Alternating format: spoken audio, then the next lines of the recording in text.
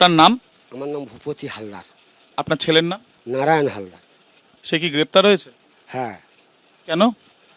সে একটা ঠাকুর ভেঙেছে, কারা ভেঙেছে কী ব্যাপার হয়েছে বলতে পারবো না।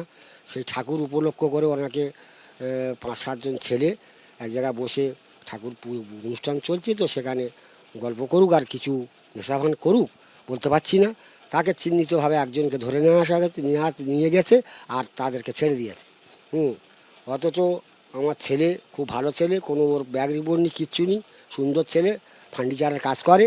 এবং আমি তার বাবা, আমি ঠাকুর ভক্ত, আমি হরিভক্ত। আমার অনেক জায়গায় ঠাকুর দেওয়া আছে পিতলের, সোনার সিংহাসন করে। আমি একটু দান ধান করি, বুঝলেন, কম বেশি না, আমি গরিব মানুষ।